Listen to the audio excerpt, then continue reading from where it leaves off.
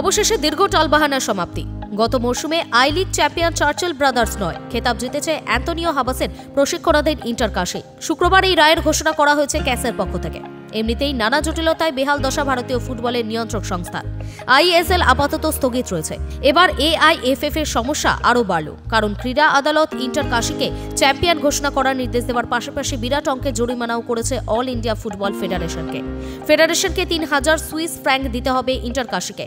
ভারতীয় মুদ্রায় এই অঙ্ক ৩,২২,০০০ টাকা। সেই সঙ্গে নিয়ম ভঙ্গ, দলীয় দায়িত্বহীনতা এবং খেলোয়াড় ব্যবস্থাপনার ক্ষেত্রে ত্রুটির জন্য জরিমানা গুনতে হবে চার্চিল ব্রাদার্স, নামধারী এফসি এবং রিয়াল কাশ্মীরকেও। উল্লেখ্য, চলতি বছরের জানুয়ারি মাসে নামধারী এফসির বিরুদ্ধে 0-2 গোলে হেরেছিল ইন্টার কাশি। কিন্তু এরপরই হাবাসের দল অভিযোগ তুলেছিল ওই ম্যাচে অবৈধ প্লেয়ার খেলিয়েছিল নামধারী।